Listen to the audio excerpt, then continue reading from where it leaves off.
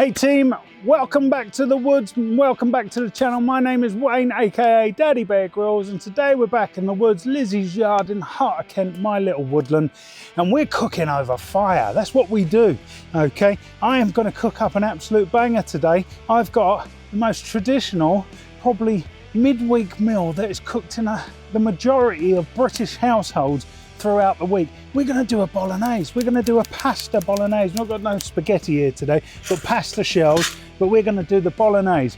Now, I'm going to show you how to cook it from scratch, how you don't need to go and buy the pre-bought sauces that have got loads of rubbish in it that you don't need. You just want the good stuff, okay? Cook it from scratch and your family's gonna love you.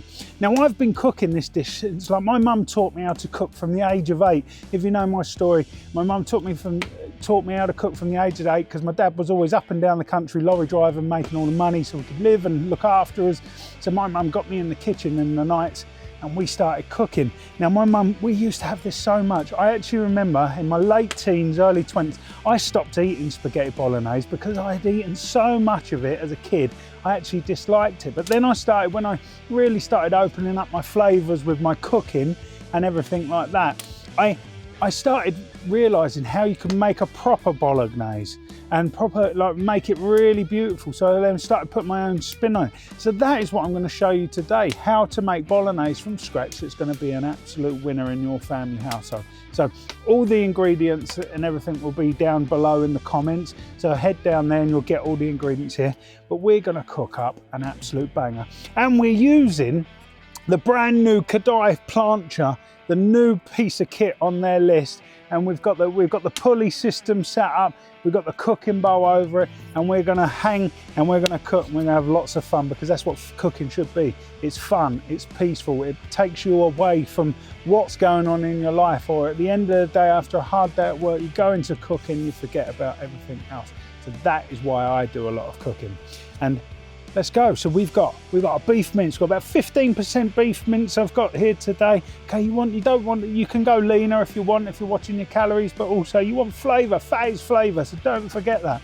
Okay, 15% of that. We've got some beautiful pancetta here, absolute stunning pancetta. We've got our red wine, we've got our passata, we've got our chilies, we've got our Liam pairings like Worcester sauce. We've got all our veggies over here to go into the bowl. So we're going to have to get started.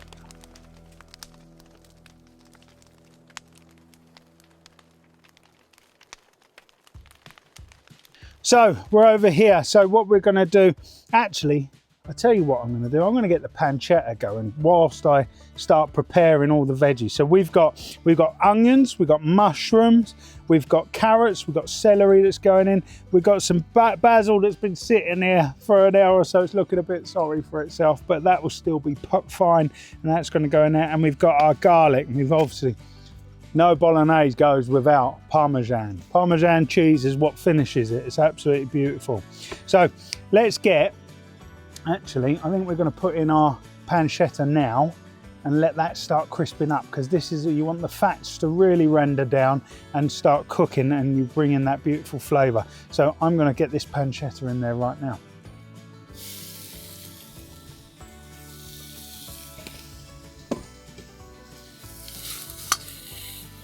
And we're just going to let this start building up the heat. Like, we've got a nice bit of heat underneath it. We're just going to make sure, we don't want these to burn, but we want it to start rendering down. So we're going to leave that for a good few minutes and keep giving it a turn while we sort out the rest of our vegetables. Let's go.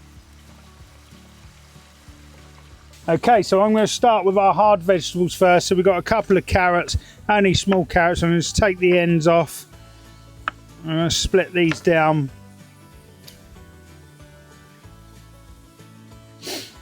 All I'm going to do here is I'm going to quarter my carrots. So slice down the centre, turn them over, and slice back through.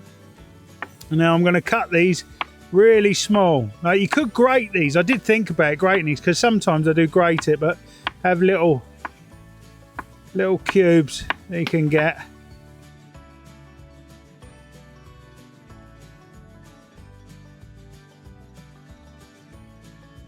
that's our carrots chopped up.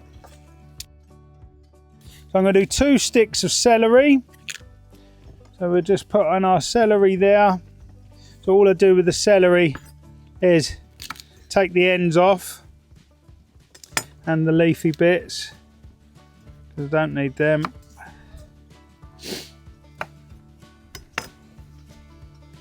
And then, so again, slice really, really thinly. So there's our celery. Got our carrots, we've got our celery. We're going to need a couple of cloves of garlic.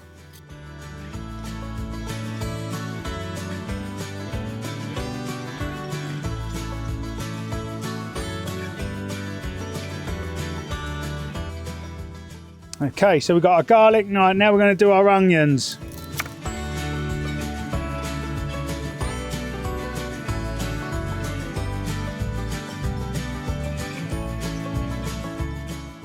Right, so we've got our mushrooms now, and that is the rest of our veggies done.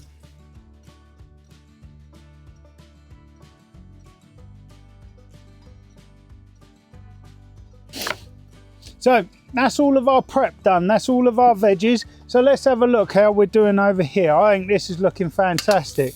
Yep. So all of our bacon is rendered exactly. Look how crispy that is. All right, that's absolutely brilliant. I'm not going to take that a little bit further now. So I'm going to take this out and let the bacon rest for now.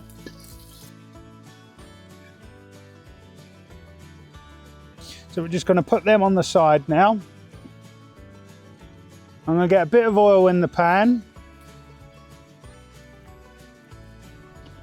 So now we're going to start cooking down our veggies. So I'm going to get our carrots and our celery in first. Our carrots, celery, and I'm going to put our onion in now as well. Now I'm going to let these sweat down. These will take a few minutes to really sweat down themselves. So now them veggies have started sweating down. You can see them, they're starting to go translucent, they're starting to soften up. So we're going to get our mushrooms in next.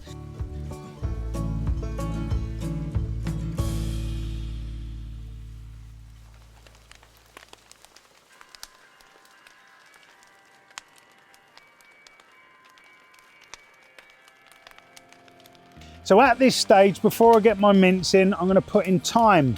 So I've got lovely thyme here, and we've got some rosemary, which I'll do later. Okay, but I'm going to put these thymes. I've got a few sprigs here. I'll just drag down through the leaves just to get the leaves. Don't want the stalks in there too much.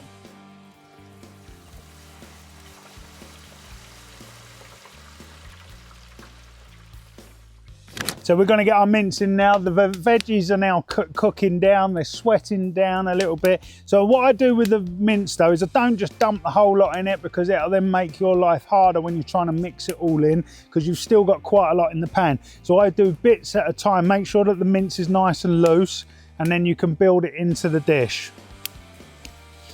So I just sprinkle over until I've got enough in there, and then I'll work it in.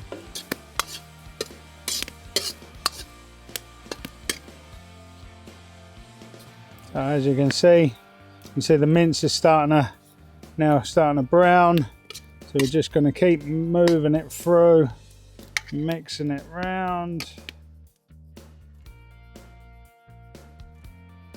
So now we are going to start layering up and building our bolognese, building the sauce, all the veggies, all the beef, everything's in there. The only thing I've kept out is the garlic. Now the reason for keeping the garlic out now is because I want the garlic to go through. I want it to add the flavour that we need, and that'll go in towards the end. We don't want to outcook the garlic or burn the garlic through it. We want that just to add a final hint of flavour and kick into flavour when we need it. So I'm leaving that out, but we're going to deglaze the pan. So we've got some Shiraz here, Shiraz red wine. We're going to deglaze the pan. When we put the red wine in, okay, those that are thinking about the drink, like the alcohol burns out in seconds, so you just get the beautiful flavours from the wine. But also what it does, it deglazes the bottom of the pan, so all the gnarly bits, all the bits that are stuck to the pan, from all the veggies and all the beef and everything like that. This is going to unloosen it and bring all them flavours back into your dish. So always get cooking with some wine. Let's go. Add a good glug of red wine. So that red wine's in there now, deglazed the bottom of the pan.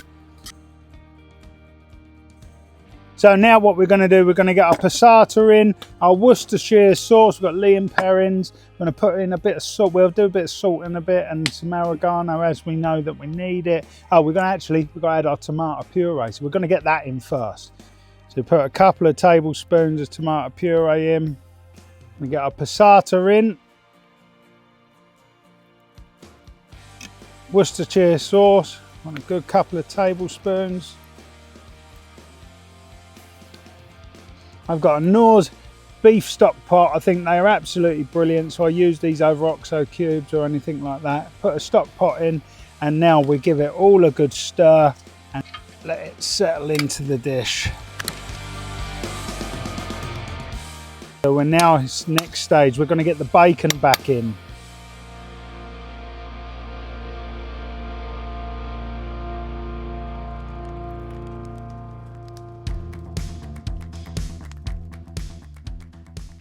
You want to leave this for a little bit just to let it start marinating, bringing its flavours together, letting it do its thing. All we've literally got left to do is we're going to salt it, season it to taste. We're going to add our garlic in right towards the end with some more basil. And we've got oregano. We'll probably put a slight bit of oregano in there actually. Just put that on there now just to flavour it in the last little bit. And then it's just about letting it marinate, let it build its flavours, let it cook. We're going to get a nice bit of salt in. Got some dried oregano. I'm just going to put a nice bit in. We're going to finish off with our garlic. Now that is all the ingredients in. We're now going to mix it in and we're going to let that marinate for 20 to 30 minutes whilst that does its thing.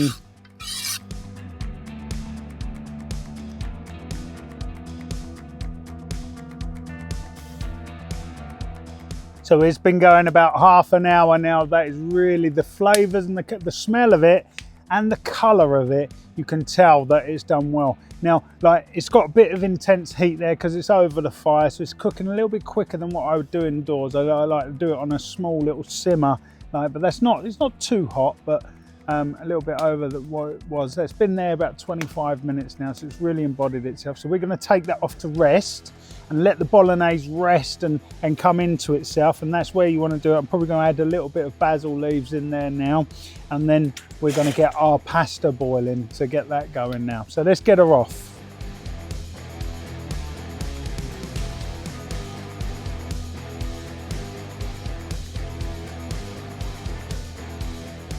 So we've salted our water and now we're going to put our pasta in.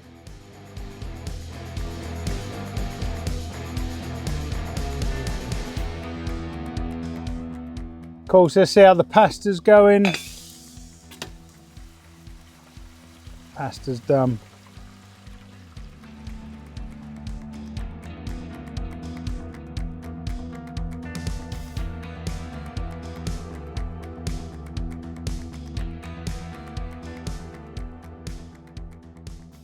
So there we go. There is our pasta bolognese all cooked over fire in the woods on the plancha. What a piece of kit that is. I absolutely love it. It's like my new favourite bit of kit. But here is the bolognese that you can cook at home, indoors, outdoors. If you can get outdoors and cook, get outdoors and cook. I always say it. Get over the barbecue and cook. Get over the campfire and cook. Get out in the woods. Get out wherever you can. It helps with the mental health. It helps clear the head. Brings you peace, and it's just fun.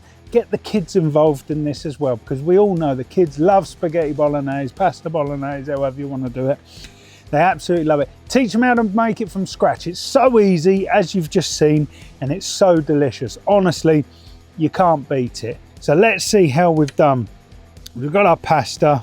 If you're like me, I like mixing it all up. I like mixing mine up. So let's go. Get that there. Get a pasta in there. Oh man. Absolutely beautiful. The flavours running through that are absolutely incredible. Get yourself making Bolognese, beef Bolognese from scratch like this, and you're going to be a winner with your family, I promise you.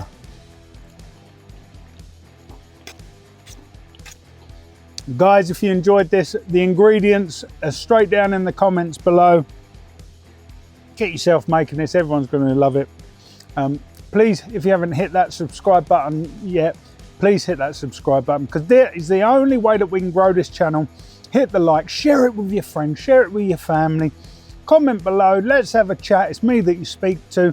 Let me know what you'd like to see me cooking out in the woods. And we've got our live fire woodland cooking experiences here in the heart of Kent.